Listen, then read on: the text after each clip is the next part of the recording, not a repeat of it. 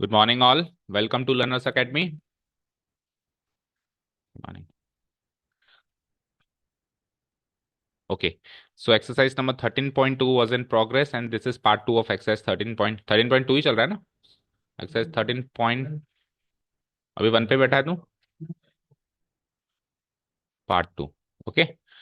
So 13.2 part 2 and the topic name is what? Multiplication theorem on probability. ठीक है, उसके कुछ एक क्वेश्चंस हमने कल किए। आज जो क्वेश्चंस हैं बेटा वो थोड़े से अच्छे हैं और थोड़े से इंपॉर्टेंट है ना। कल जो हमने किए वो काफी इजी लगे होंगे आपको, बट आज आप टॉपिक से कनेक्ट होकर रखना क्योंकि आज अच्छे क्वेश्चंस हैं।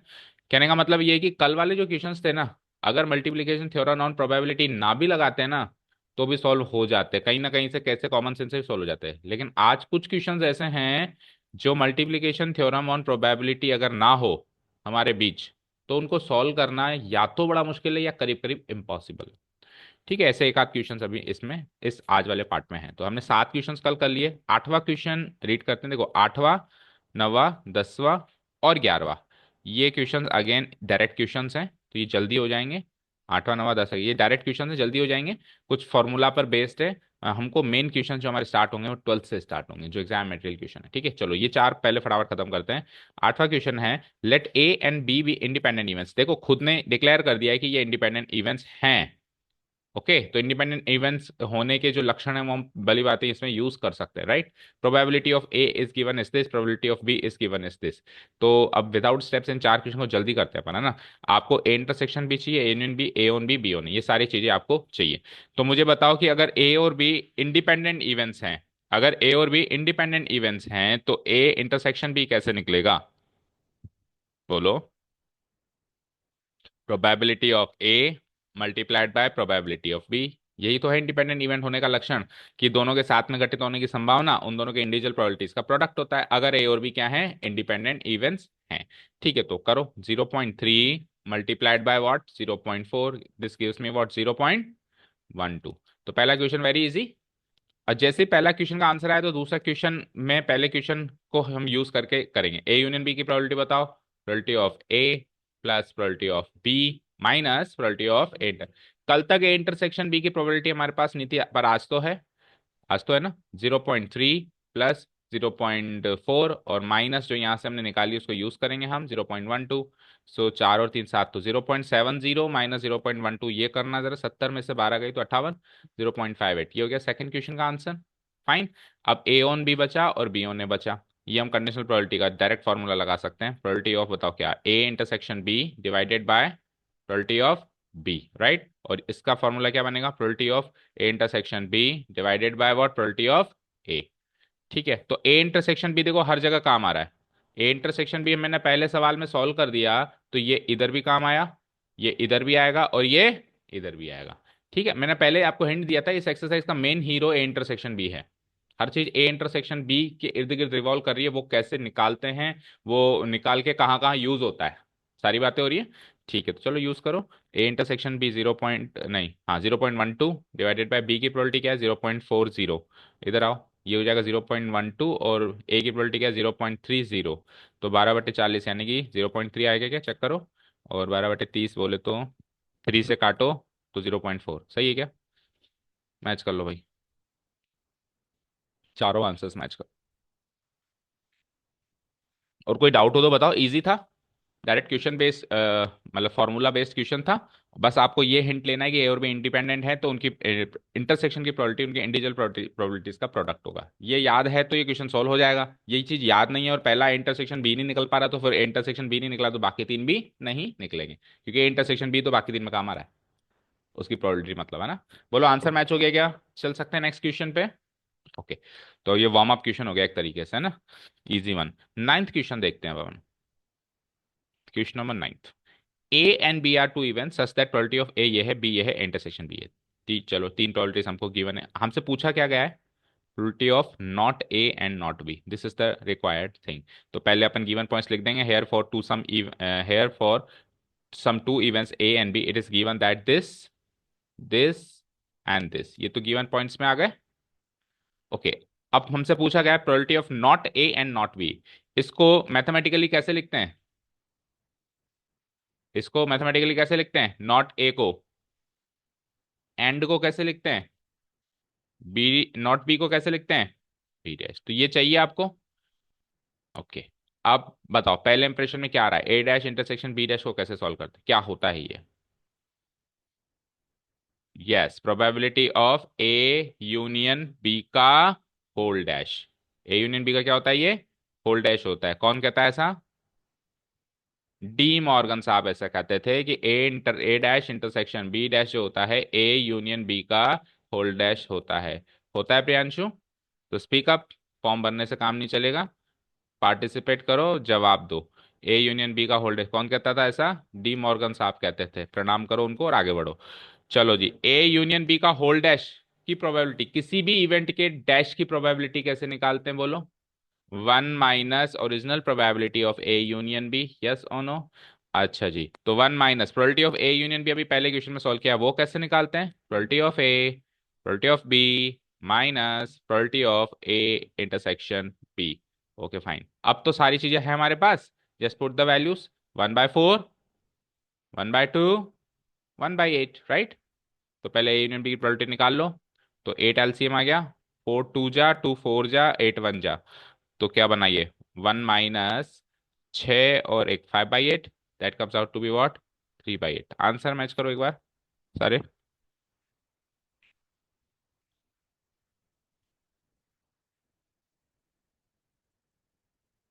आंसर मैच कर लिया। अब मैं चल रहा हूं इसी क्वेश्चन को अप्रोच 2 से सॉल्व करते हैं, मोर advance approach, more smart approach. ये तो ट्रेडिशनल अप्रोच थी, और ये अप्रोच तो क्लास 12th में ये इंडिपेंडेंट इवेंट्स के लॉजिक्स ना भी होते तो भी मेरे को पता है कि ए डैश इंटरसेक्शन बी डैश क्या होता है, ए यूनियन बी का होल डैश होता है, राइट। आप एक चीज समझो यहाँ पे, एक्सरसाइज जो है वो इंटरसेक्शन वाली है, और उसमें इंडिपेंडेंट डिपेंडेंट इवेंट्स का बहुत बड़ा रोल है। मुझे बताओ ए और बी यहाँ पे इंडिपेंडेंट इवेंट्स हैं क्या, यस और नो। डिपेंडेंट है, डिपेंडेंट है, ये कैसे पता चला,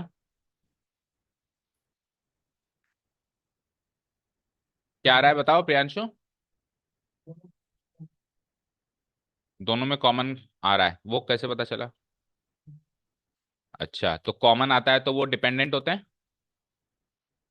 अगर कुछ चीज कॉमन आती है तो वो इवेंट्स डिपेंडेंट इवेंट्स होते हैं। इंडिपेंडेंट इवेंट्स और म्यूचुअली एक्सक्लूसिव इवेंट्स की पूरी सारणी बना के दी है डिफरेंस की, पढ़िए उसको, कि 3 दिन से फॉर्म ही भर रहे हैं। हम्म, जिसमें कुछ कॉमन होता है या नहीं होता है, वो सब्जेक्ट मैटर ही नहीं है इंडिपेंडेंट डिपेंडेंट होने का, वो सब्जेक्ट मैटर है म्यूचुअली एक्सक्लूसिव इवेंट्स होने का। And I am not talking about mutually exclusive वाला concept, I am talking about independent dependent वाला कॉन्सेप्ट। और वो इंडिपेंडेंट डिपेंडेंट वाला कॉन्सेप्ट की वैलिडिटी कैसे चेक करते हैं, जब ए इंटरसेक्शन बी की प्रोबेबिलिटी इन दोनों प्रोबेबिलिटीज का प्रोडक्ट है या नहीं है, ये चेक करते हैं। तो 1/4 इंटू 1/2 1/8 होता है क्या, तो यहां से पता चल रहा है ए और बी क्या है, इंडिपेंडेंट इवेंट्स है। समझे। अब ये मैं क्यों पूछ रहा हूं, क्योंकि एक एग्जाम्पल मैंने आपको कहा था, मैंने कहा था अपने आप ट्राई करना, और एग्जाम मटेरियल के हिसाब से वो बहुत इंपॉर्टेंट एग्जाम्पल था। देखो अब यहाँ पे स्क्रीन पे देखो मैं क्या करने वाला हूं। मैंने यहाँ पे एक दूसरी अप्रोच लगाई, here probability of A multiplied by probability of B करते हैं, तो वो बनता है 1/4 इंटू वॉट, 1/2, और जो कि होता है 1/8, और वो एग्जैक्टली इक्वल आ रहा है किसके, ए इंटरसेक्शन बी के। तो इस वारदात से ये साबित होता है कि events A and B are what, independent events, events A and B are independent events. ये साबित हो गया इससे, हो गया, ओके हो गया साबित इससे। अब क्या करें, तो मैंने आपको एक एग्जांपल दिया था अपने आप ट्राई करने के लिए, याद है किसी ने किया हो तो, कि अगर ए और बी इंडिपेंडेंट हैं तो केवल ए और बी इंडिपेंडेंट नहीं होंगे, 3 पेयर और होंगे वो इंडिपेंडेंट होंगे। कौन से, ए एंड बी डैश भी इंडिपेंडेंट होंगे, ए डैश और बी भी इंडिपेंडेंट होंगे, और साथ में ए डैश एंड बी डैश भी इंडिपेंडेंट होंगे, अगर ये है तो। और अगर ये नहीं है तो चारों में से कोई नहीं होंगे, होंगे तो चारों होंगे, अदरवाइज एक भी नहीं होगा। ओके, ये समझाया था आपको। अगर होंगे तो चारों होंगे, और इसका प्रूफ भी आ सकता है एग्जाम में कि साबित करो अगर ए और बी इंडिपेंडेंट है तो ये भी होंगे, या ये भी होंगे, या ये भी होंगे। इसका प्रूफ भी एग्जाम में आ सकता है, जो आपके एग्जाम्पल में गिवन है, रेडी रहना आप, है ना। ओके, अब इसका यहाँ पे इस क्वेश्चन में क्या रोल है, इसका इस क्वेश्चन में ये रोल है कि मुझे किसकी इंटरसेक्शन की प्रोबेबिलिटी चाहिए, not A and not B, not A and not B. तो इससे ये साबित होता है कि events A dash and B dash आप भी इंडिपेंडेंट इवेंट्स हो क्या? तो अगर ए डैश और बी डैश इंडिपेंडेंट इवेंट्स हैं तो इनके इंटरसेक्शन की प्रोबेबिलिटी इनके इंडिविजुअल प्रोबेबिलिटीज का प्रोडक्ट होगा, जैसे औरों का होता है। भाई ए और बी इंडिपेंडेंट थे तो इनके इंटरसेक्शन की प्रोबेबिलिटी इनका प्रोडक्ट हो रहा था। तो अब ए डैश और बी डैश भी तो इंडिपेंडेंट है, तो उनके इंटरसेक्शन की प्रोबेबिलिटी भी तो इनके इंडिविजुअल प्रोबेबिलिटीज का प्रोडक्ट होगा। तो आप ए डैश की प्रोबेबिलिटी निकाल सकते हो 1 - probability of A multiplied by B dash की प्रोबेबिलिटी निकाल सकते हो 1 - प्रोबेबिलिटी ऑफ बी। तो 1 - प्रोबेबिलिटी ऑफ ए करूंगा तो 1 - 1/4 गिवन है। ये क्या हो जाएगा 1 - ½ it is 3/4 it is half which is 3/8।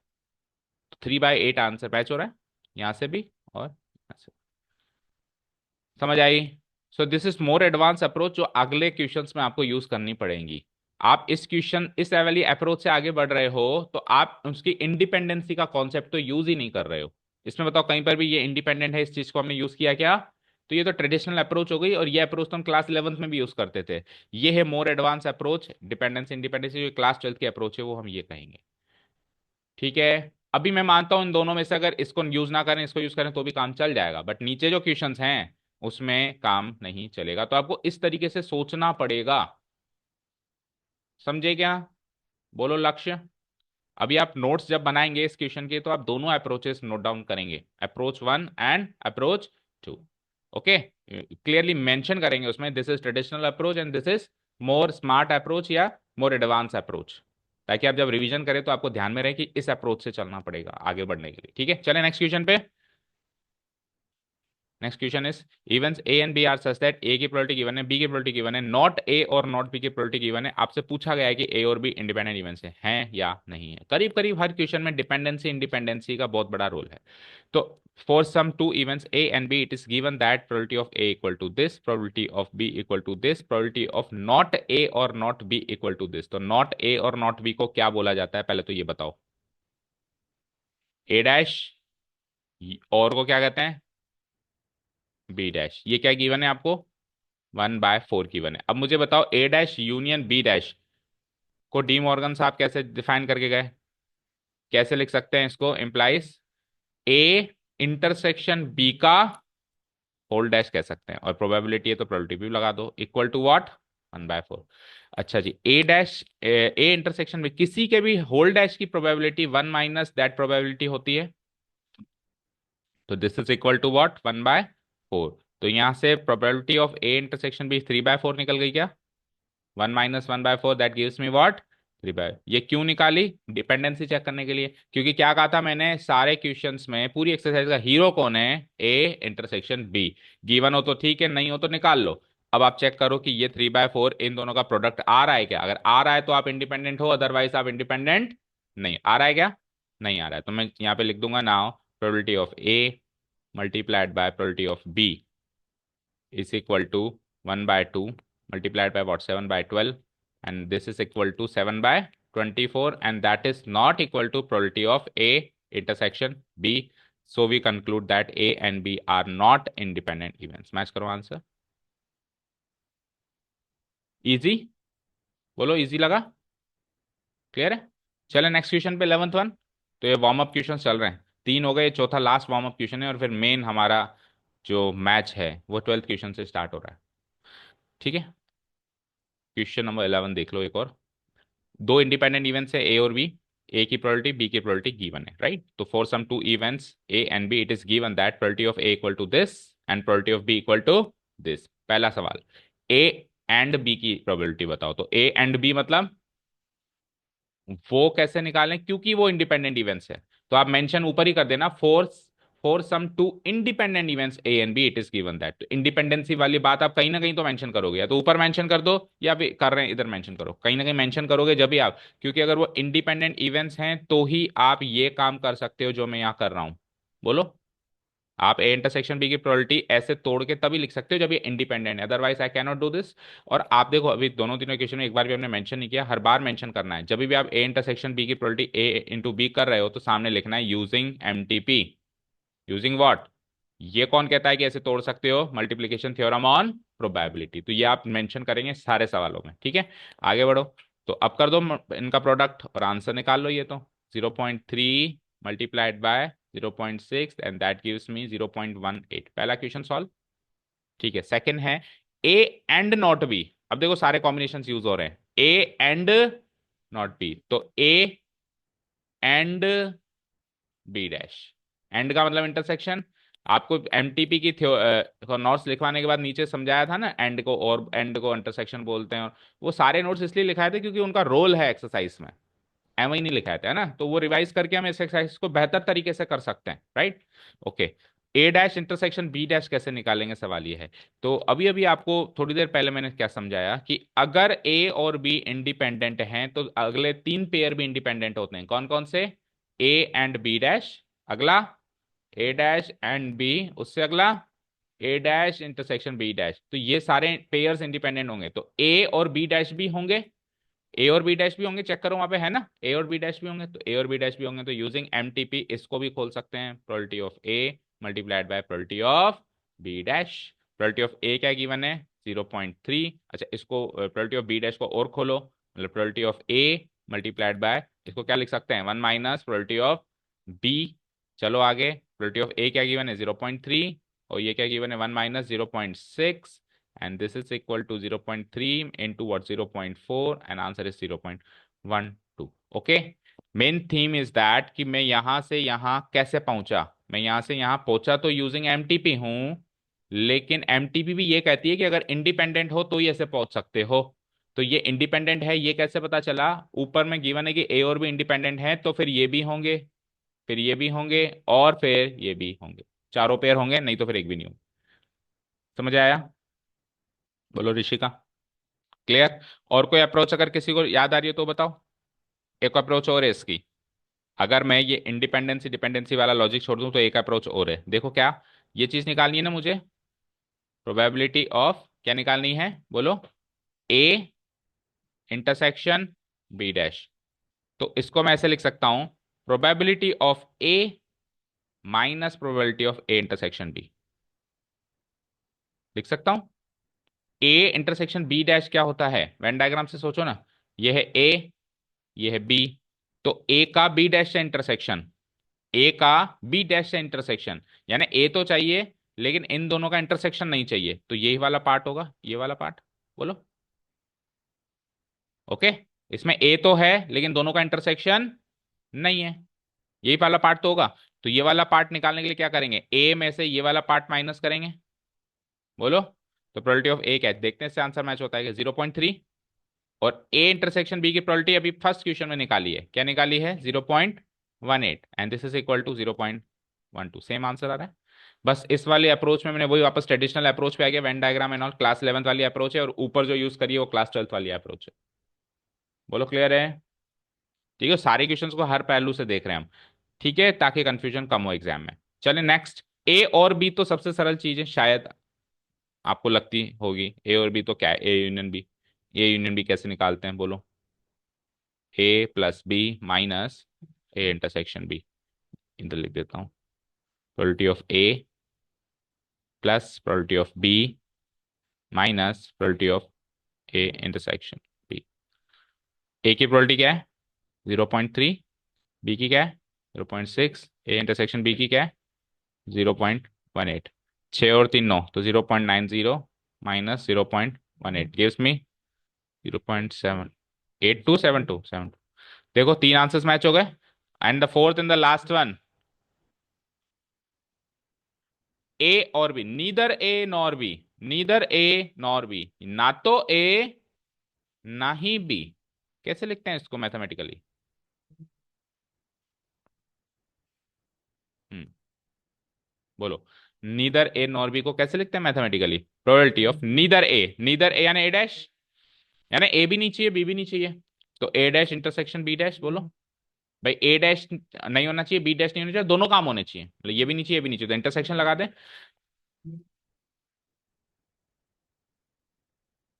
इधर और का उल्टा करना है, इधर और का उल्टा करना है।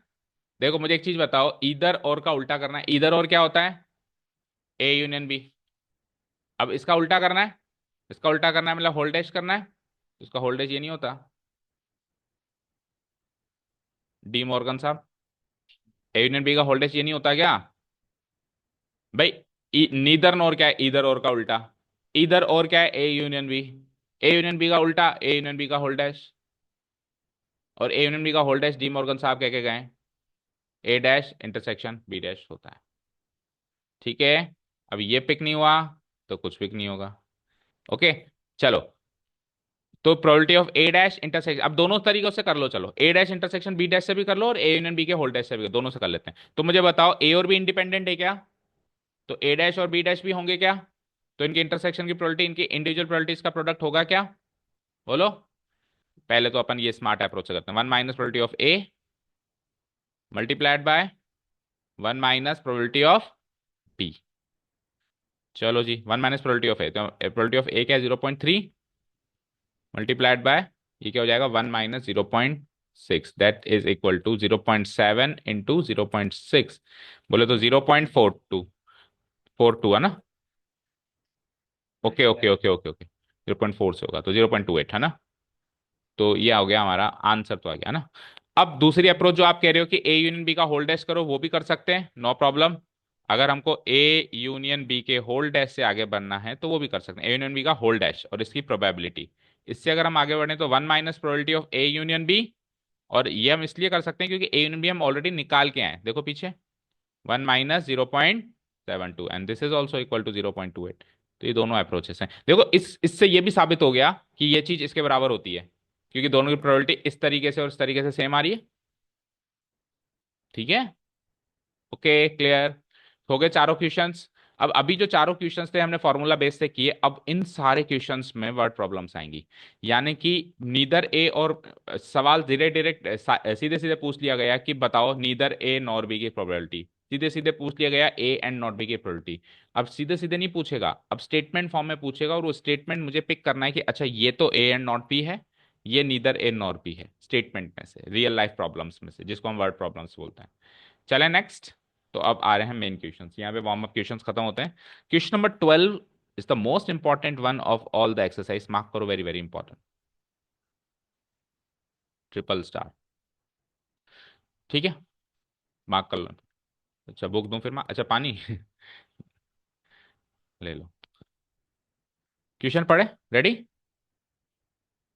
अ डाई इज टॉस्ड थ्राइस, मतलब 3 बार उछाला एक ही डाई को, तो सैंपल स्पेस ड्रॉ हो सकता है क्या, पॉसिबल नहीं है ना, 216 आउटकम से ये तो पता चल गया 6 का क्यूब है, right. Find the probability of getting an odd number at least once. सवाल समझ में आया, 3 बारी में कम से कम एक बार ऑड नंबर आए इसकी संभावना बताओ। तो कम से कम एक बारी ऑड नंबर मतलब एक बारी ऑड नंबर वाले केसेस लेने, 2 बारी भी ऑड नंबर वाले केसेस लेने, और 3 बारी ऑड नंबर वाले केसेस भी लेने हैं, और फिर सबको ऐड करना है, क्योंकि कम से कम है तो ये भी चलेगा, उसको ये भी चलेगा और उसको ये भी चलेगा। ठीक है, कैसे करें।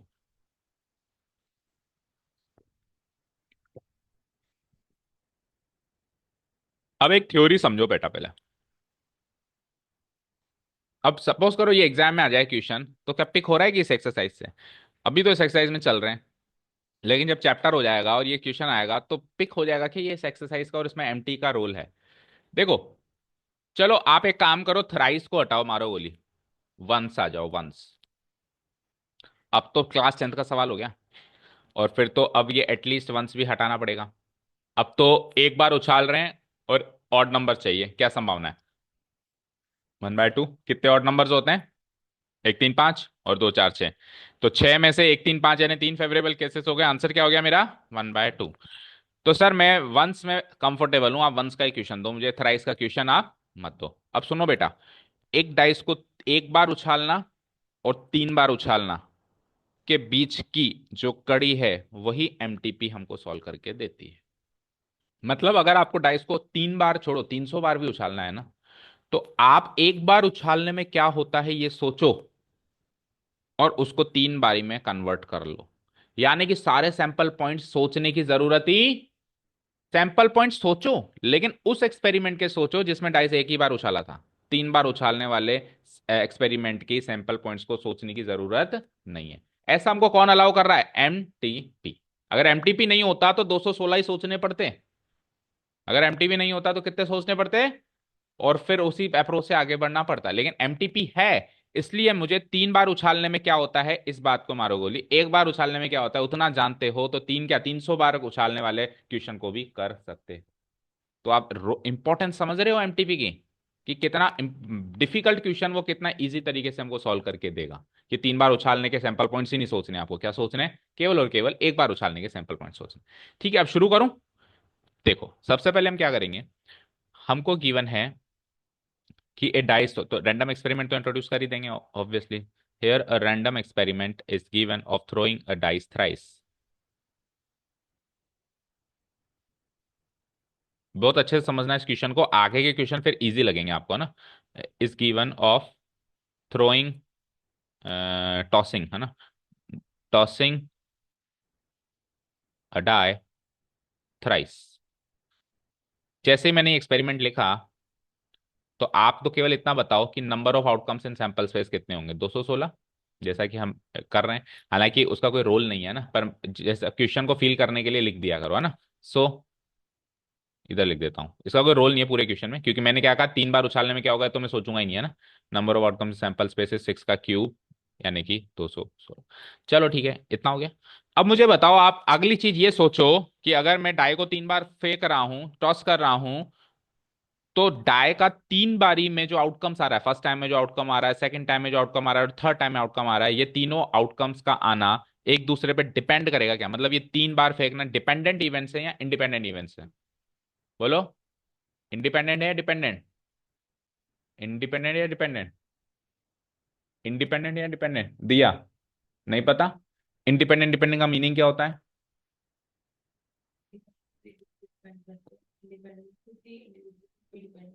किसी पे डिपेंड नहीं करते। तो आपने एक डाइस उठाया, फेंका, आउटकम आया, लिख लिया कहीं। तो जब आप दूसरी बार फेंक रहे हो, तो डिपेंड करेगा क्या पहले क्या आया था? अब ये बात उसको बोलने की जरूरत थोड़ी ना है, ये तो बॉर्न इंडिपेंडेंट है। ऐसे इवेंट्स क्या है? बॉर्न इंडिपेंडेंट है। बोलो, समझ आया? तो ये लिखते ही हमको पता चल जाना चाहिए कि कैसे इवेंट्स हैं ये, इंडिपेंडेंट इवेंट्स हैं। ठीक है, 3 बार उछालूंगा तो पिछले पे कोई फर्क नहीं पड़ेगा। तो मैं यहां पे मेंशन कर दूंगा। अब मुझे क्या चाहिए, गेटिंग एन ऑड नंबर। तो मैं एक काम करता हूं, ऑड नंबर आना और इवन नंबर आने को दो इवेंट्स मान लेता हूं।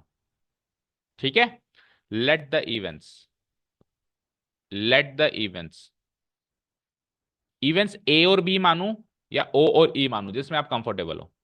ओ और ई मतलब ऑड इवन, और जनरल केसेस लेने तो ए और बी। बोलो क्या मानूं? ए और बी ज्यादा कंफर्टेबल है ना। तो फिर याद रखना, ए का मतलब ऑड है और बी का मतलब इवन है। तो let the events A and B B that, तो ए इवेंट मान रहा हूं मैं। अब क्योंकि सुनो, क्योंकि मैं डाइस को एक बार फेंकने के हिसाब से सोच रहा हूं, तो मैं ए इवेंट की definition getting an odd number लिखूंगा। ऐसे नहीं लिखूंगा कि getting an odd number on the first throw, on the second throw, on the third throw. First second third throw की बातचीत ही नहीं करेंगे, क्योंकि अब अपन क्या सोच रहे हैं, डाइस को एक बार फेंकते हैं तो क्या होता है। तो जब एक बार फेंकते हैं तो फर्स्ट सेकंड थर्ड का कोई रोल ही नहीं है। हम डाइस को एक बार फेंकते हैं तो ए इवेंट को मान लिया ऑड नंबर आना, और बी इवेंट को मान लिया मैंने इवन नंबर आना, और बस एक बार फेंकने में उसकी प्रोबेबिलिटी निकालने वाले हैं। ओके, तो getting an odd number, B event will be defined as getting an even number. और इनकी अगर हमने ए और बी डिफाइन कर लिया तो इनकी प्रोबेबिलिटी निकालना हमारे लिए बच्चों का खेल है। So probability of A equal to वही 3/6, ऑड नंबर्स 3 होते हैं, है ना। और प्रोबेबिलिटी ऑफ बी भी सेम ही होगी, मेंशन कर दो साथ में, प्रोबेबिलिटी ऑफ ए और बी दोनों सेम होंगी, हाफ हाफ हो जाएंगी। 3/6 इक्वल टू वॉट, 1/2। यहाँ तो कोई डाउट नहीं है ना किसी को भी। अब यहाँ पे हम मेंशन कर देते हैं कि ऑड, अगर हम 3 बारी इसको फेंकेंगे, तो फिर वो क्या होंगे, एक दूसरे से डिपेंड नहीं करेंगे। ठीक है ना। ऑल्सो, ऑल्सो थ्रोइंग या tossing, tossing a die thrice, tossing die thrice are independent events. It is clear that, पहले लिख देना कि पहले से ये बात क्लियर है कि ये कैसे इवेंट्स हैं, मतलब उनके जो आउटकम्स होंगे वो क्या होंगे, डिपेंड नहीं करेंगे। चलो ठीक है, अब अपन कन्वर्ट करते हैं क्वेश्चन को एक बार फेंकने से 3 बार फेंकने में। पहला सवाल क्या है, मतलब एक ही सवाल है sorry, getting an odd number at least once. हमसे जो पूछा गया है मैं एज इट इज लिख रहा हूं नाउ। हमसे क्या पूछा गया है बोलो, प्रोबेबिलिटी ऑफ बोलो, गेटिंग बोलो ऑड नंबर एटलीस्ट वंस। क्या मतलब हुआ, कम से कम एक बारी ऑड नंबर आना चाहिए। तो कम से कम एक बारी ऑड नंबर आने में 3 केसेस बनते हैं, 3 केसेस बनते हैं। एक बारी ऑड नंबर वाला केस भी आ गया, 2 बारी ऑड नंबर वाला केस भी आ गया, तीसरी बारी ऑड नंबर वाला केस भी आ गया। तो मैं इसको तोड़ रहा हूं, getting odd number, getting odd number once और probability of getting odd number twice, getting odd number twice और गेटिंग ऑड नंबर थ्राइस।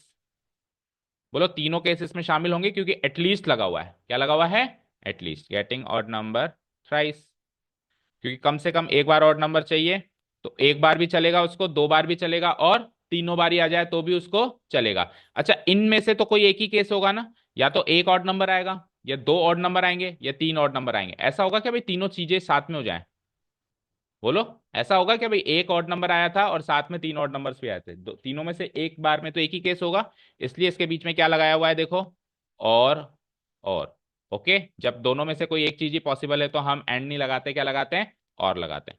आ जाओ नेक्स्ट। अब एक ऑड नंबर आने के कितने केसेस हैं, 3 बार ही फेंक रहा हूं मैं। एक ऑड नंबर आने के क्या क्या केसेस हैं देखना। एक ऑड नंबर आने का ये केस है कि पहला वाला ऑड आया, पहला वाला ऑड आया, दैट मीन्स पहले इवेंट ए घटित हुआ, एक ऑड नंबर चाहिए, बाद में इवन हुआ, उसके बाद में भी इवन हुआ। लेकिन यह भी तो हो सकता है कि पहले इवन हुआ हो, बीच में ऑड हुआ हो, और बाद में वापस इवन हुआ हो, और साथ में यह भी हो सकता है कि लास्ट में ऑड आया हो, दैट मीन्स बी, बी, ए। याद रहे ये तीनों केसेस पहले केस के ही टुकड़े हुए हैं, बस। समझ आया, समझ आया। एक ऑड नंबर चाहिए तो एक ऑड नंबर फर्स्ट स्थान पे भी आ सकता है, सेकंड स्थान पे भी आ सकता है, और थर्ड स्थान पे भी आ सकता है, आ सकता है। ठीक है, और लगाओ। अब 2 ऑड नंबर्स चाहिए मुझे, तो 2 ऑड नंबर्स के केसेस बताओ। तो 2 ऑड नंबर्स के केसेस यानी शुरुआत में 2 ऑड नंबर्स ले लूं, ए ए बी, बोलो, और लगाओ। अब दूसरा केस बोलो, ए बी ए, और तीसरा केस बोलो बी ए ए। ठीक है, बी ए ए, बी ए ए मतलब पहले इवन बाद में 2 ऑड हो गए। तो ये हो गए हमारे 2 ऑड नंबर्स वाले केसेस। अब और लगाओ। अब तीनों ही ऑड नंबर चाहिए, थ्राइस हो गया ना, तो एक ही केस आएगा इसमें, कौन सा वाला, तीनों ही ऑड नंबर आएंगे, तो ए ए ए। अच्छा, इनके बीच में इंटरसेक्शन है, इंटरसेक्शन है, जैसे A intersection B intersection B, क्योंकि ये सारे भाई ए भी हो रहा है, बी भी हो रहा है, बी भी हो रहा है। पहले वाले में क्या आ रहा है, ऑड आ रहा है, फिर दूसरे वाले में क्या आ रहा है, इवन आ रहा है, और तीसरे वाले में क्या आ रहा है, तीन। तो इनके बीच का इंटरसेक्शन में खा गया, क्योंकि हमने सीखा है ना मल्टीप्लिकेशन थ्योरम में कि हम इंटरसेक्शन को हटा के भी लिख सकते हैं थोड़ा इजी बनाने के लिए। दैट्स इट, इसके अलावा तो हो नहीं सकता। बताओ, एक बारी ऑड नंबर लाने के ये 1 2 3 4 5 6 7 केसेस के अलावा कुछ और हो सकता है क्या, बताओ। नहीं हो सकता। अब क्योंकि क्योंकि इवन नंबर आना, ऑड नंबर आना, 3 बार फेंकना, ये सारे इंडिपेंडेंट इवेंट्स हैं, तो इनके इंटरसेक्शन की प्रोबेबिलिटी इनकी इंडिविजुअल प्रोबेबिलिटीज का प्रोडक्ट होता है। तो इसको पहले केस को ही मैं एक्सप्लोर कर रहा हूं एक बार के लिए। तो probability of A B B क्या होगा, probability of A multiplied by probability of B multiplied by probability of B. और तीनों केसेस सेम है, तो इसी का 3 गुना कर दें, बोलो, इसी का 3 गुना कर दें, बोलो। क्योंकि इसमें पहले बी आ गया, फिर ए आ गया, कुल मिला के तीनों केसेस में एक बार तो ए आ रहा है और 2 बार बी आ रहा है, तो उसका सीक्वेंस मैटर थोड़ा ना करता है, गुणा ही तो कर रहे हो, तो इंटू 3 कर दूं मैं। अच्छा, और के केस में हम प्लस लगाते हैं, क्या लगाते हैं, प्लस। आगे बढ़ो। ए बी की प्रोबेबिलिटी चाहिए, तो इसको भी हम मल्टीप्लीकेशन थ्योरम ऑन प्रोबेबिलिटी से एक्सप्लोर करेंगे। तो it is like probability of A multiplied by probability of again A multiplied by probability of B. और अगेन इसके भी जो तीनों केसेस हैं वो ऐसे हैं कि 2 बार ए है और एक बार बी है, तो इसको भी मैं मल्टीप्लाइड बाय 3 कर दूं, ओके। और लास्ट केस में आ जाओ, और आगे अगेन प्लस लगाओ, लास्ट केस में ए मतलब तीनों बार ए चाहिए, तो probability of A multiplied by probability of A multiplied by what, probability of A. अब आपने इनको जैसे ये तोड़ा ना, तो यहां पे आपने एक्चुअली यूजिंग एमटीपी किया है। ओके, इसको आप तोड़ तभी सकते हो, एक तो एमटीपी हो आपके पास, थ्योरम हो, और दूसरा ये इंडिपेंडेंट इवेंट्स हो। दूसरा क्या हो, ये इंडिपेंडेंट इवेंट्स हैं, हमने मेंशन कर दिया। अब आपके पास ए और बी की इंडिविजुअल प्रोबेबिलिटी तो है ना, कि नहीं है, वो तो है ना। ए और बी की इंडिविजुअल प्रोबेबिलिटी 1/2 मेंशन तो किया है हमने। तो इसका आंसर क्या हो जाएगा, 1/2 इंटू 1/2 इंटू 1/2 इंटू 3। इसका आंसर क्या हो जाएगा बोलो, 1/2 इंटू 1/2 इंटू 1/2 इंटू 3। इसका आंसर क्या हो जाएगा बोलो, 1/2 इंटू 1/2 इंटू, एक ही केस बन रही है राइट। तो ये 1/2 1/2 1/2 1/8 हो गया, 3/8 हो गया, फिर ये भी 3/8 हो गया, और ये क्या हो गया 1/8। दैट मीन्स आंसर क्या आ गया, 7/8।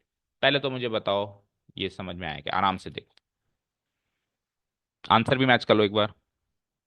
अब मैंने 216 केस सोचे क्या, 216 केस सोचने का मतलब पता है क्या है, कम से कम एक ऑड नंबर चाहिए। तो एक एग्जांपल देता हूं, चलो एक ऑड नंबर का एक एग्जांपल है, जैसे कि 1 आ गया, 6 आ गया और 4 आ गया, इसमें कम से कम एक ऑड नंबर है। तो ये मेरा फेवरेबल केस है। एक ऑड नंबर के दूसरे केसेस बताओ, बहुत सारे बन सकते हैं, फिर दो ऑड नंबर के बताओ, फिर तीन ऑड नंबर के बताओ। तो 216 में से ऐसे आइटम्स छांटना और 216 से डिवाइड करना, आप सोच सकते हो कितना भारी भरकम टास्क है। अभी हमने 216 आउटकम्स ही नहीं सोचे इस मेथड से, केवल और केवल इसलिए क्योंकि ये इंडिपेंडेंट इवेंट्स थे। तो मैंने तो केवल एक बार उछालने में क्या प्रोबेबिलिटी होती है वो सोची, और तीन बार उछालने में तो तीन बार उसको प्रोडक्ट कर दिया, क्योंकि इंडिपेंडेंट इवेंट्स वो होते हैं। बोलिए, अच्छे से समझ आया।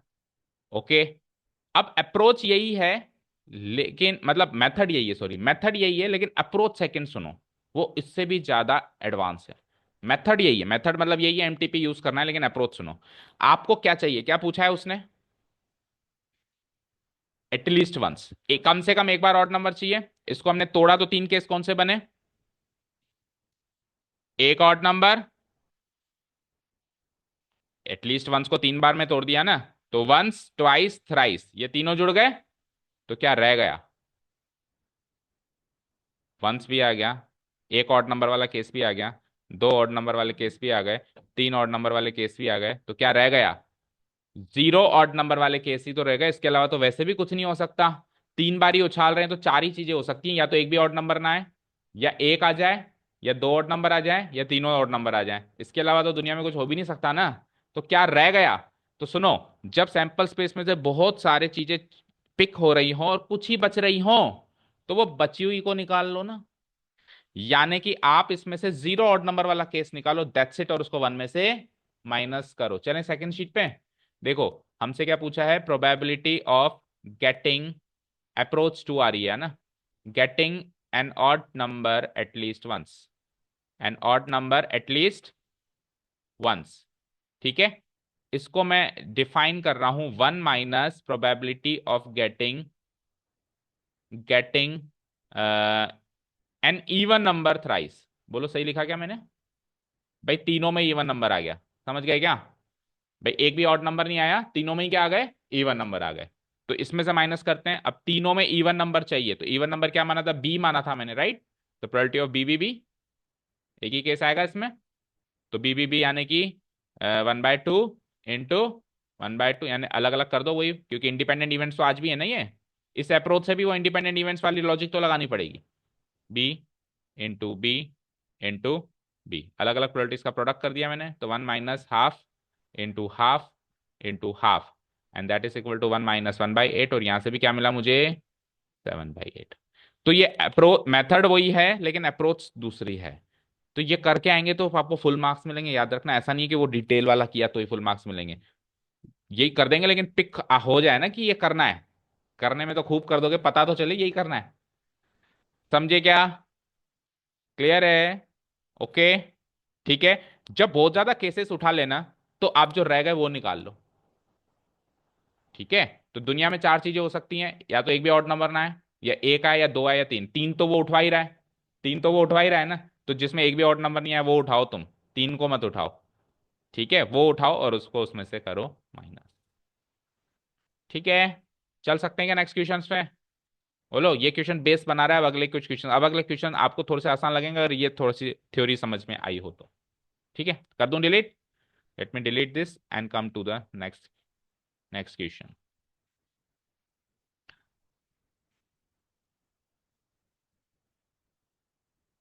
अगला क्वेश्चन रीड करो जब तक। Hmm two balls are drawn at random with replacement from a box containing 10 black from a box containing 10 black and 8 red balls. अब मेरे पास एक बॉक्स है बेटा, उस बॉक्स में कितनी ब्लैक एंड कितनी रेड बॉल्स हैं? 10 तो ब्लैक हैं और 8 रेड बॉल्स हैं, तो टोटल कितनी बॉल्स हो गई हमारे पास? 18 बॉल्स हो गई। अब संभावना क्या चाहिए आपको? दोनों की दोनों बॉल्स क्या होनी चाहिए? रेड होनी चाहिए। पहली बॉल ब्लैक होनी चाहिए, दूसरी बॉल रेड होनी चाहिए। तीसरी चीज, दोनों में से कोई एक ब्लैक होनी चाहिए और एक रेड होनी चाहिए। ठीक है, समझ आया प्रियांशु? क्या कंफ्यूजन है? क्वेश्चन में कंफ्यूजन है, टॉपिक में कंफ्यूजन है, मजा नहीं आ रहा है, जिंदगी में और कोई तकलीफ है? बताओ। तकलीफें तो बहुत सारी हैं, लेकिन अभी के एट द प्रेजेंट मोमेंट आपकी क्या तकलीफ है? कोई तकलीफ नहीं है? स्कूल जाना है, लेट हो रहे हो, टाइम है तो उठो और यहाँ आओ।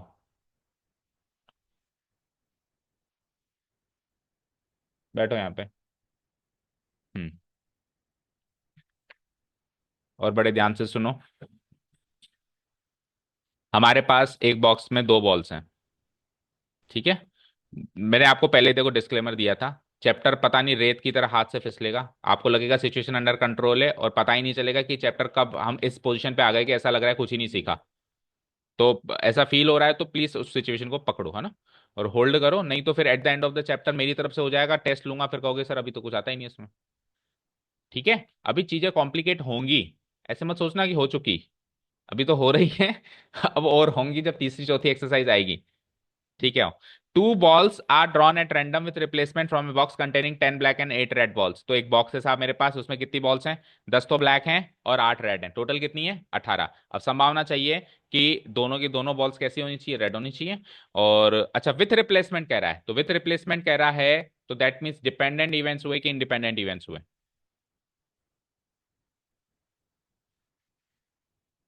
अब सोचो दिया। विथ रिप्लेसमेंट का मीनिंग क्या होता है? डिपेंडेंट हुए, हाँ। विथ रिप्लेसमेंट का मीनिंग क्या होता है?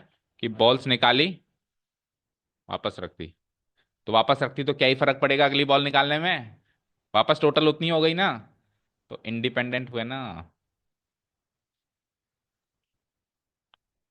अब ये स्टार्टिंग में ही पिक नहीं किया तो क्वेश्चन को स्टार्ट भी नहीं कर सकते, बिलीव मी। ठीक है, अब ऋषिका चेक कर रही है कि वो लिखवाया था वो ऐसा ही मैं। नहीं, आपने सही लिखा होगा पर अभी आपको याद नहीं आ रहा। ठीक है, तीन केसेस बनाए थे हमने, एक तो था साइमल्टेनियसली, एक था सक्सेसिवली विदाउट रिप्लेसमेंट, और एक था आखिरी वाला केस था सक्सेसिवली विथ रिप्लेसमेंट। ये कौन सा केस है आखिरी वाला? ये कौन सा केस है आखिरी वाला? बताया था मैंने, आखिरी वाला ही इंडिपेंडेंट है, बाकी के शुरू के दो डिपेंडेंट केसेस हैं। तो ये लास्ट वाला ही तो है जो कि है independent case. Okay, done. Okay, चलो स्टार्ट करते हैं। अब देखो इसमें क्या होगा। Random experiment is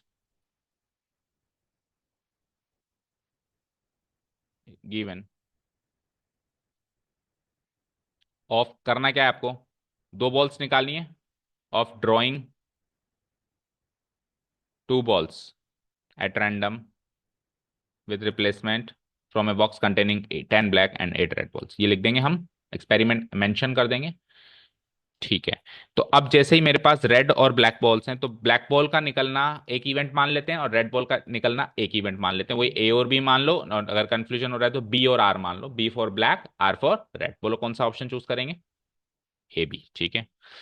now let the events A and B be, events A and B B, that, तो ए इवेंट का मानना है कि ड्रॉन बॉल इज ब्लैक। नहीं, बी फॉर ब्लैक मान लेते हैं, चलो कैसे माने बोलो?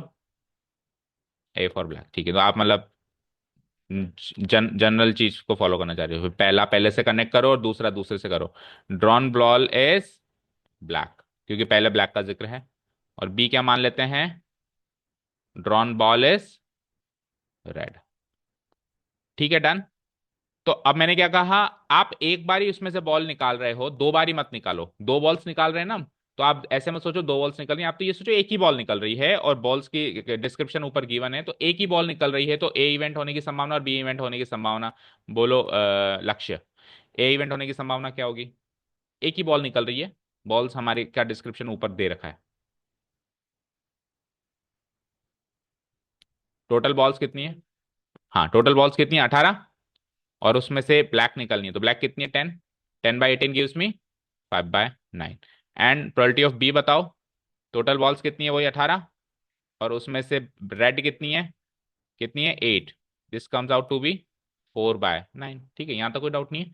तो ये हमने केवल एक ही बॉल निकालने की संभावना निकाली है, अब अपन कन्वर्ट करेंगे उसको, दो बॉल्स निकालना, तीन बॉल्स निकालना, सारी चीजों में। अब पहला सवाल बताओ, बोथ बॉल्स आर रेड। ठीक है, पहला सवाल है, प्रोबेबिलिटी निकालनी है आपको, both balls are red. Both balls are red का मतलब क्या होता है कि पहली बारी में भी रेड निकली और दूसरी बारी में भी रेड निकली, तो इसको मैं लिख सकता हूँ प्रोबेबिलिटी ऑफ रेड निकालने को, आप क्या, आपने क्या कहा है बी, तो प्रोबेबिलिटी ऑफ बी बी, या बी इंटरसेक्शन बी, कैसे भी कह लो, यही तो करना है आपको। और क्योंकि ये इंडिपेंडेंट इवेंट्स हैं तो इनको खोल कैसे लिख दें, बोलो, क्योंकि इंडिपेंडेंट इवेंट्स है तो खोल कैसे लिख दें, और प्रोबेबिलिटी ऑफ बी मैंने निकाल रखी है, क्या निकाल रखी है, 4/9 मल्टीप्लाइड बाय 4/9। चेक करो पहले सवाल का answer, 16/18।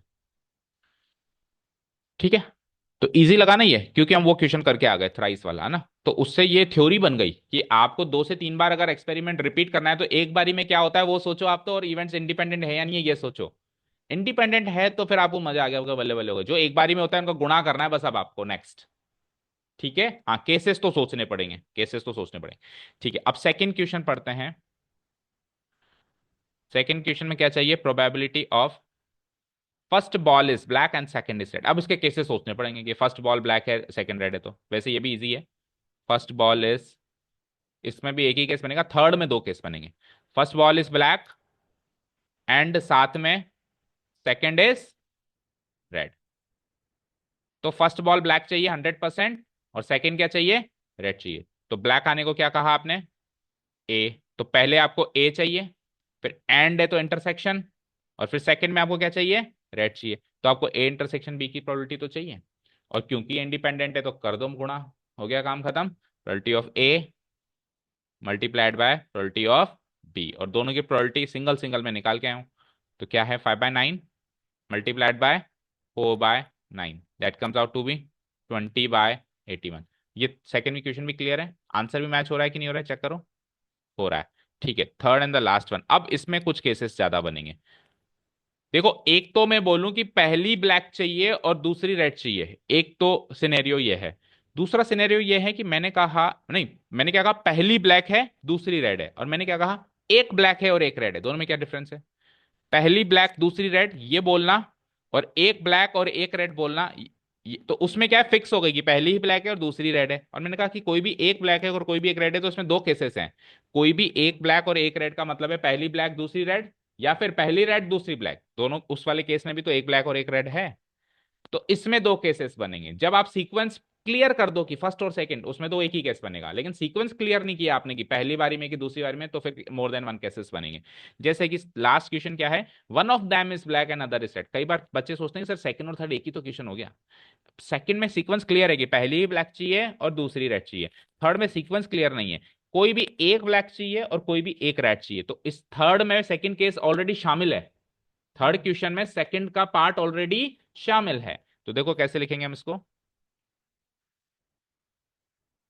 Probability one is black other is red and other is red, तो इसको दो केसेस में तोड़ देते हैं। ये केसेस तो बेटा सोचने ही पड़ेंगे, मल्टीप्लिकेशन थ्योरम ऑन प्रोबेबिलिटी आती है और उसके बाद ये केसेस नहीं आते तो भी कुछ नहीं हो पाएगा।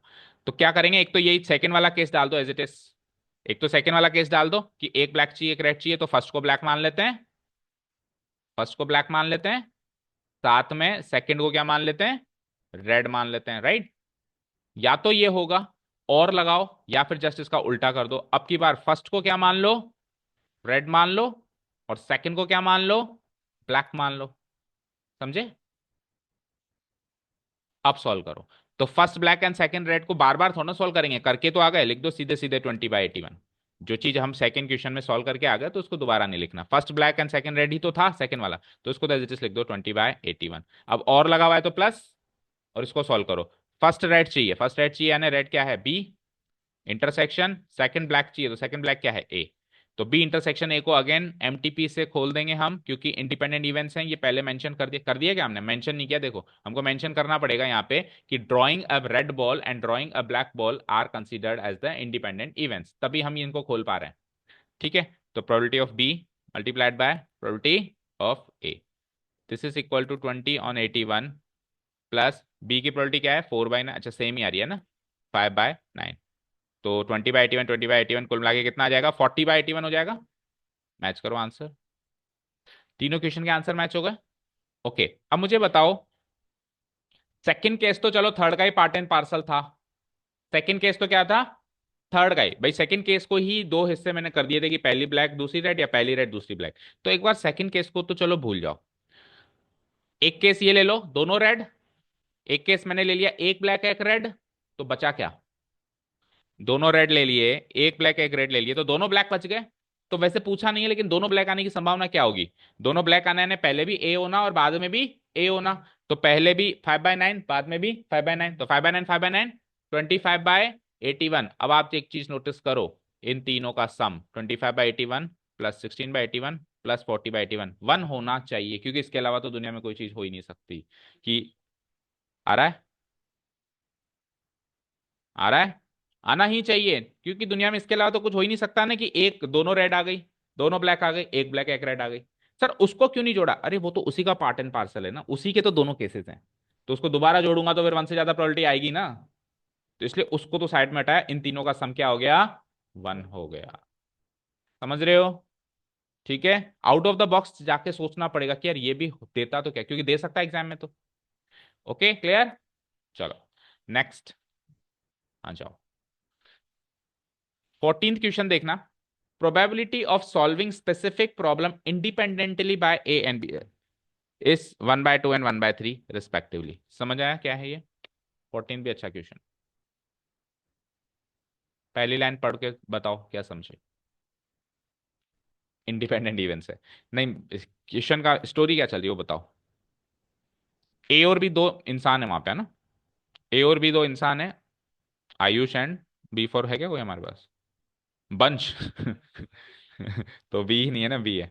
ओके चलो ठीक है, Ayush and Bhaskar, Ayush and Bhaskar are two इंसान, और दोनों एक प्रॉब्लम को सॉल्व करते हैं, कोई मैथमेटिकल प्रॉब्लम को सॉल्व करते हैं। ठीक है, बस बस आ जाओ वापस, मैं थोड़ा बहुत मैं आउट साइड में जाता हूँ ताकि थोड़ा स्ट्रेस कम हो, है ना, आपको लगे कि हाँ ये जनरल दुनिया ही। कई बार क्या होता है कि हम ऐसे टॉपिक में घुस जाते हैं ना, तो ऐसा लगता है कि शायद हम जनरल दुनिया में तो है ही नहीं, पता नहीं कौन सी दुनिया चल रही है, तो वापस आपको जनरल दुनिया में लाने का एक तरीका होता है, लेकिन ऐसा नहीं फिर उसी में खो जाओ चलो जी, तो आयुष एंड भास्कर नामक दो इंसान है, वो किसी प्रॉब्लम को सॉल्व करते हैं। अब वो प्रॉब्लम कुछ भी हो सकती है, let's say mathematical he problem है, मैंने कोई एओडी का सवाल दे दिया, राइट।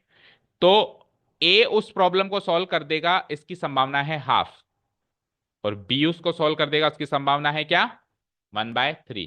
अच्छा, ए और बी उसको प्रॉब्लम को सॉल्व कर रहे हैं, ये इंडिपेंडेंट इवेंट्स होंगे ही होंगे, उसने मेंशन तो किया, लेकिन नहीं भी करता तो भी होंगे, क्योंकि ये प्रॉब्लम सॉल्व कर रहा है, ये प्रॉब्लम सॉल्व कर रहा है, तो इसका इस पे क्या फर्क पड़ेगा, ये अपना कर रहा है अपना कर रहा है। भाई समझ रहे हो कि ए से प्रॉब्लम सॉल्व हो जाएगी और बी से प्रॉब्लम सॉल्व हो जाएगी, इन दोनों बातों का आपस में क्या लेना देना है। ऐसा तो है नहीं ना कि ए से सॉल्व हो जाएगी तो बी से नहीं होगी, या ऐसा थोड़ी ना कि बी से सॉल्व हो जाएगी तो ए से नहीं होगी। कुछ फर्क पड़ेगा क्या, दो अलग अलग इंसान है ना। बोलो प्रियांशी एंड दिया, अभी मैंने प्रियांशी को बोला प्रियांशी आपसे प्रॉब्लम सॉल्व हो गई, तो प्रियांशी ने कहा हो गई, तो इसका फर्क पड़ेगा क्या भाई, दिया से होगी या नहीं होगी। दिया का सॉल्व करना एक इंडिपेंडेंट इवेंट है, ओके ना। चलो, तो और मेंशन भी उसने कर दिया है। अब आगे बढ़ते हैं, अगर दोनों दोनों प्रॉब्लम को सॉल्व करना स्टार्ट करते हैं इंडिपेंडेंटली अगेन, तो संभावना बताओ कि प्रॉब्लम सॉल्व होगी, और दूसरी केस है कि सॉल्व तो होगी लेकिन उनमें से कोई एक ही इनको सॉल्व करेगा, exactly one of them solves the problem. ठीक है, प्रॉब्लम सॉल्व हो गई, फर्स्ट में तो प्रॉब्लम सॉल्व हो गई, और सेकंड में हुई तो सही, लेकिन दोनों में से किसी एक से ही हुई है। देखो अगर दोनों सॉल्व करते हैं तो भी प्रॉब्लम सॉल्व हुई है, अगर दोनों सॉल्व करते हैं तो भी प्रॉब्लम सॉल्व हुई है। ठीक है, तो ऐसे मानो, देखो तीन चीजें हो सकती हैं इसमें, या तो दोनों सॉल्व कर दें, या फिर दोनों नहीं करें, और या फिर दोनों में से एक करें। ये तीन केसेस हो सकते हैं। इन तीन केसेस में से इन तीन केसेस में से एक केस तो यहाँ पे गिवन है, राइट, कि उनमें से कोई एक करें। अच्छा, प्रॉब्लम सॉल्व में भी दो केसेस हैं, एक तो इसमें यही वाला केस है कि कोई एक कर दे, और एक केस और है कि दोनों कर दें। ठीक है, प्रॉब्लम सॉल्व हुई मतलब किसने करी, या तो किसी एक ने करी या दोनों ने करी। तो exactly one of them solves the problem, ये एक्चुअली इसी का पार्ट एंड पार्सल है कि प्रॉब्लम सॉल्व हुई। दूसरा पार्ट क्या हो जाएगा इसका, कि दोनों ने करी, both of them solves the problem. ठीक है, क्लियर है। अब शुरू करें। अब पहले सवाल से पहले सेकंड सवाल करते हैं कि दोनों में से किसी एक ने सॉल्व करी। स्टार्ट करते हैं।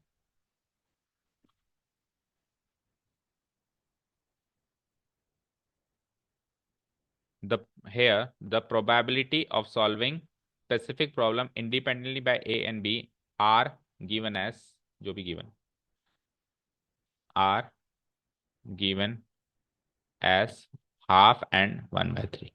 तो हम ए और बी इवेंट्स को, ये नाम, इंसान का नाम भी ए और बी है, तो हम इवेंट्स भी ए और बी मान लें, ज्यादा सही रहेगा। Let the events A and B B, A and B B that, A को मान लेते हैं problem is solve by A, problem is solve by A. B को मान लेते हैं problem is solve by B. ठीक है, ए और बी को हमने यही मान लिया कि ए से सॉल्व हुई और बी से सॉल्व हुई, फाइन। तो प्रोबेबिलिटी ऑफ ए और बी तो ऑलरेडी गिवन है, आपको निकालना नहीं है। जैसे पिछले क्वेश्चन में डाइस और उसमें तो सोचना पड़ रहा था, इसमें साफ साफ गिवन है। ए की प्रोबेबिलिटी क्या हो गई, 1/2। भाई बी से सॉल्व होगी, इसकी प्रोबेबिलिटी क्या हो गई, 1/3, और ये इंफॉर्मेशन ऑलरेडी गिवन है, राइट, सामने लिख दो गिवन है। फाइन, यहां तक क्लियर है क्या सारी बातें। फाइन। अब मैंने क्या कहा, पहले से पहले आप दूसरा सवाल सोल्व करो, है ना, तो फील गुड होगा। तो सेकंड सवाल क्या है, probability of exactly one of them solves the problem, right, exactly one of them solves the problem, ये पूछा गया हमसे। तो दोनों में से कोई एक करेगा, इसका तात्पर्य यह है कि या तो ए करेगा या बी करेगा। तो पहला केस ले रहा हूं मैं कि A solves the problem, A solves the problem but B does not solve, but B does not solve, but B doesn't. और लगाओ, अब दूसरा केस क्या होगा, बी सॉल्व्स द प्रॉब्लम, क्योंकि दोनों में से कोई एक करेगा तो दूसरे का नहीं करना भी तय है ना। B solves the problem but A doesn't, but A doesn't. Clear. अब पहले केस को उठाओ, तो ए सॉल्व करता है और बी नहीं करता है, इसको क्या लिखेंगे, ए तो करता है इंटरसेक्शन, बी नहीं करता है। समझ आया क्या, ए तो करता है, साथ में एक काम और होता है कि बी नहीं करता है, तो इंटरसेक्शन। और को कैसे डिफाइन करते हैं, प्लस। अब बी करता है और ए नहीं करता है, तो ए तो नहीं करता है ना, तो ए डैश, लेकिन बी करता है। समझ गए। और क्योंकि ये इंडिपेंडेंट इवेंट्स हैं, कौन से, ए और बी, तो ए और बी इंडिपेंडेंट इवेंट्स हैं, तो ए डैश और बी भी होंगे, ए और बी डैश भी होंगे, और ए डैश और बी डैश चारों पेयर होंगे। तो ए और बी डैश भी होंगे, और ए और बी डैश होंगे, तो इनको हम तोड़ सकते हैं। इंडिपेंडेंट इवेंट्स होंगे ना ये, तो हम इनको क्या कर सकते हैं, ऐसे तोड़ सकते हैं। इसको भी तोड़ सकते हैं, A dash into probability of B, इसको ब्रेक कर सकते हैं। अब क्या है, सबकी प्रोबेबिलिटीज लिख, अच्छा बी डैश को और खोल लो, बी डैश को क्या लिख सकते हैं हम, 1 - प्रोबेबिलिटी ऑफ बी। सिमिलरली इधर प्रोबेबिलिटी ऑफ ए डैश को क्या लिख सकते हैं हम, 1 - प्रोबेबिलिटी ऑफ ए, ये तो हो गया, multiplied by probability of B. अब तो सारी वैल्यूज हैं, तो प्रोबेबिलिटी ऑफ ए हो जाता है जो भी गिवन है, हाफ, इंटू ये क्या हो जाता है, 1 - 1/3, प्लस ये क्या हो जाता है, 1 - हाफ, और वो क्या हो जाता है, 1/3। करो सॉल्व। तो हाफ इंटू 2/3, 1/3, और इधर आ जाओ, हाफ इंटू 1/3, तो 1/6। ठीक है, तो कितना हो गया ये, 2/6, 3/6 हो गया है ना, 3/6 बोले तो 1/2। चेक करो आंसर, सेकंड वाला का देखना, फर्स्ट का मत देखना। समझ आया। ओके, कोई भी एक सॉल्व करेगा तो यही दो केस बनेंगे कि ए कर ले और बी मत करे, और ए मत करे और बी कर ले। अब सेकंड क्वेश्चन क्या है, तो फर्स्ट था। सेकंड क्वेश्चन कह रहा है कि प्रॉब्लम सॉल्व होनी चाहिए, मतलब नहीं है कौन करे। ठीक है, ओके। तो मतलब जो ये पहला, ये सेकंड था, सॉरी, है ना। जो सेकंड सवाल पूछ रहा है वो थोड़ा सा सेल्फिश इंसान है। वो कह रहा है कोई एक ही करे, दूसरा नहीं करे। लेकिन जो पहला सवाल पूछ रहा है वो थोड़ा सा सेल्फलेस इंसान है। प्रॉब्लम सॉल्व होनी चाहिए, कोई भी करो, मुझे मतलब नहीं है, प्रॉब्लम सॉल्व होनी चाहिए। तो second question is probability of problem is solved, probability of problem is solved. अब प्रॉब्लम सॉल्व हुई तो किसी ने तो करी, प्रॉब्लम सॉल्व हुई तो किसी ने तो करी। तो कौन कौन कर सकता है? या तो वही पहला केस, या तो यही वाला केस कि एग्जैक्टली एक ने करी,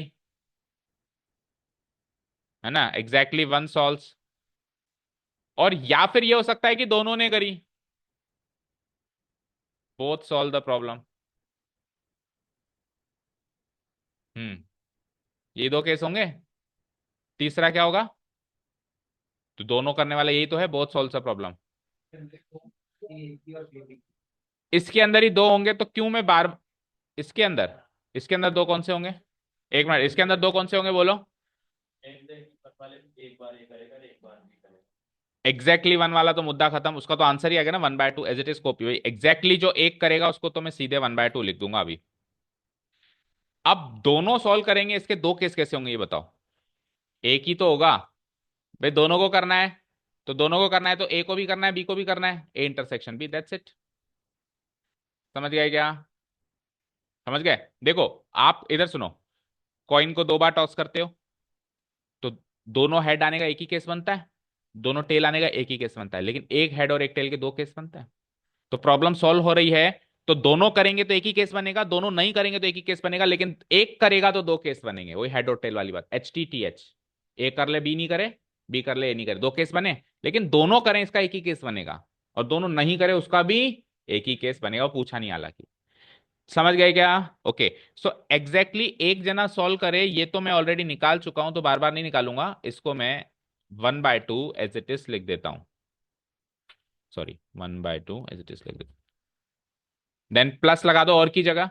अब दोनों सॉल्व करें, इसको मैं लिख सकता हूं कि दोनों सॉल्व करें यानी कि ए भी करे इंटरसेक्शन बी भी करे, और क्योंकि अगेन ये इंडिपेंडेंट इवेंट्स हैं तो क्या कर सकते हैं, ब्रेक कर सकते हैं। Probability of A multiplied by probability of B, and this is equal to 1/2 plus probability of A क्या है, 1/2 into what, 1/3, and this is equal to 1/2 plus 1/6। तो ये 3/6 हो गया, 4/6, 4/6 यानी कि 2/3। मैच करो आंसर। ओके, तो एक जना सॉल्व करे वो हो गया, दोनों सॉल्व करे वो हो गए, तो बचा क्या कि दोनों सॉल्व ना करें, तो रफली वो भी निकालो, दोनों सॉल्व ना करें यानी ए का भी डैश हो और बी का भी डैश हो। तो ए का डैश यानी 1/1 - 1/2 यानी 1/2 इंटू 1/1 - 1/3 यानी 2/3। इसको सॉल्व करेंगे तो क्या आ जाएगा, 1/3। अब मुझे बताओ किन तीन प्रोबेबिलिटीज का सम 1 होगा यहाँ पे? या तो एक करें, या दोनों करें, या दोनों नहीं करें। तो एक करने, जो उनमें से कोई एक जना सॉल्व कर रहा है उसकी प्रोबेबिलिटी 1/2 हमने निकाल ली, ठीक है। और प्लस अब दोनों सॉल्व करें उसकी प्रोबेबिलिटी ये निकालिए, देखो हमने यहाँ पे 1/6 निकाल ली, और अभी हमने रफली क्या निकाल ली कि दोनों नहीं सॉल्व करें, तो इनका सम देखो 1 आ रहा है क्या, 3 + 1 + 2 आ रहा है 6/6 यानी कि 1, क्योंकि इसके बाद तो कुछ हो ही नहीं सकता। यस, बिल्कुल निकाल सकते हैं भाई, प्रॉब्लम सॉल्व नहीं हुई तो प्रॉब्लम सॉल्व हुई की प्रोबेबिलिटी को माइनस कर लो, बिल्कुल निकाल सकते। ओके, क्लियर है क्या सारी चीजें? ओके, बढ़ सकते हैं आगे। बहुत है क्या? अच्छा, सिचुएशन बाहर जाएगी क्या? नहीं, अच्छा 6:30 हो गए। चलो फिर ठीक है, बहुत है, तो अब आपने ही बोला है तो फिर मैं फोर्स नहीं करूंगा, क्योंकि फिर सिचुएशन बाहर चली जाएगी तो आप कहोगे कि सर हमने तो बोला था बहुत है। चलो ठीक है फिर, तो बाकी के क्वेश्चंस कल देखते हैं। वैसे तो प्लान तो ये था 2 दिन में खत्म करने का, कोई बात नहीं, अब 3 दिन लग जाएंगे। तो एओडी स्टार्ट करें फिर अब, सेकंड। हाँ, दोनों नहीं करें, ए डैश इंटरसेक्शन बी डैश, ए डैश यानी 1 - 1/2, और बी डैश यानी कि 1 - 1/3। ठीक है, ओके क्लियर। हम एक्स्ट्रा क्यों सोच रहे हैं, क्योंकि औरों से 2 कदम आगे सोचना पड़ेगा, तब जाके हम उस पोजीशन पे आएंगे कि बाकी सब जाएं। ठीक है, क्योंकि औरों से 4 कदम पीछे तो ऑलरेडी है ना। तो औरों से 2 कदम आगे आप सोचेंगे, तब जाके उनसे बराबर पहुंचेंगे। ओके ना। चलो। Okay okay. देखो हमारा बैच थोड़ा सा स्पेशल है, ये वाला। क्योंकि क्या है, हम सोए हुए थे और अभी जागे हैं। तो अब अगर हम वंडर्स करेंगे ना तो इतिहास रच देंगे। ठीक है। तो बस अपने आप को मोटिवेटेड रखो, एनर्जेटिक रखो, इतिहास रचने की कगार पे हम, है ना। Thank you so much for listening to us, have a nice day, keep learning and आ जाओ एओडी पे।